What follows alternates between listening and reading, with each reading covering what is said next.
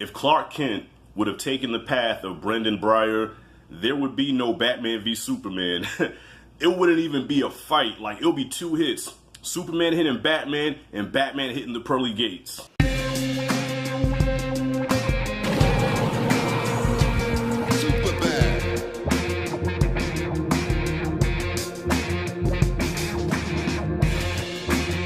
Brightburn. I was excited as hell to watch this movie. I saw the trailer and was immediately hooked. I was sold. I knew I had to watch this. Aladdin dropped this week also, but I've already seen Aladdin. I seen it back in 1992 when Robin Williams played the genie, so I have no desire to watch Aladdin. I decided to spend my monies, shout out to Blacktastic News, on this instead, okay? Because evil Superman, like if you've seen the trailer, you know this is, if Superman were to ever go heel, this would be his story. This is the flip side, the dark version of the Man of Steel story. This movie had potential. This movie had great potential, but what ruined this film was the pacing, man. I feel like this movie was really rushed. It felt extremely rushed. From the moment it started, I wanted to see the origin and how this child came to be. And I'm gonna keep the spoiler free, but this is really not a spoiler because, you know, it's Superman's story, but on a dark version. So this thing crash lands.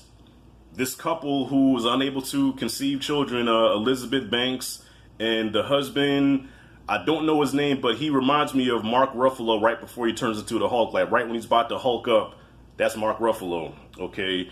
They're unable to conceive children, okay? We get a little exposition in that, and they find this spaceship that lands and a child inside. And then it jumps 10 years, okay? That's pretty much all I'm gonna give away. So there's no, like, the introduction to the characters were weak. They don't show us who these characters are or what they're about. We don't know these characters. And I feel like it really took it away from it because when certain things happen in this movie, I really find myself not caring because I don't know these characters. How can I care about something that I don't know about? So I feel like the character development and the setup I thought were really weak. And it's just like the movie just said, you know, let's just zoom past this shit as quick as possible and get to where, I almost called him Damien. Let's get to where Brendan becomes evil Superman. It's like, okay, let's just get through this shit as quick as we can. Okay, now, evil Superman. That's what it felt like. So to me, that really took away from the film because I feel like this film should have been longer. I think also because I'm spoiled with Endgame and the movies that I've seen recently have all been over 2 hours. So I got spoiled a little bit by long, drawn-out films, fleshed-out stories, fleshed-out characters. There's none of that in here. This is just a straight-up, I can't even call it a horror movie. It's labeled as a horror movie, but to me, this is a super villain origin story. By the time we get to him being evil Superman, there's no arc in his character. Like, he's this quiet little kid who's kind of weird, and he has really no personality, and the next thing you know, he starts killing motherfuckers. Like, there's no reason, no method behind the madness, okay? I'm gonna compare some characters here. Freddy Krueger started killing because he was a child murderer. The parents got together and killed him, and now he comes back and kills the children of the parents that killed him in their dreams, okay? He has a motive. Jason Voorhees wants to kill people fucking because his camp counselors was doing that while they were supposed to be watching him, and they killed his mama. He had to start killing. Michael Myers just started killing because he was evil to begin with. There's no reason why this kid does what he does. Like, he just, I don't know, man. It's like he finds out who he is, and it's like, okay, well, I guess I'm just supposed to kill. Like, I really couldn't get behind it. Those are the negatives. Now, the positives, the kills. The kills are very brutal, very graphic. There's even one kill where it is very slow.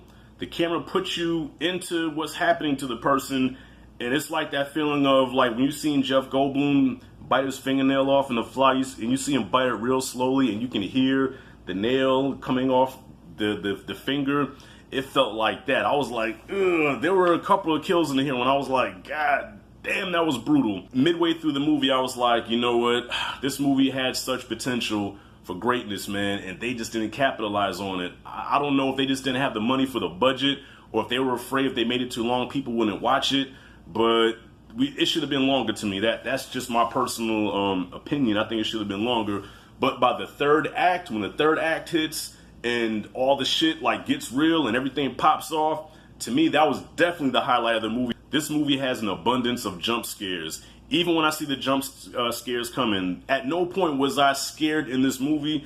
But if you're like me, you're watching it, okay, I know this is coming, and yep, I jumped anyway, but it didn't scare me. I'm gonna play something out for you. This is exactly how these jump scares go.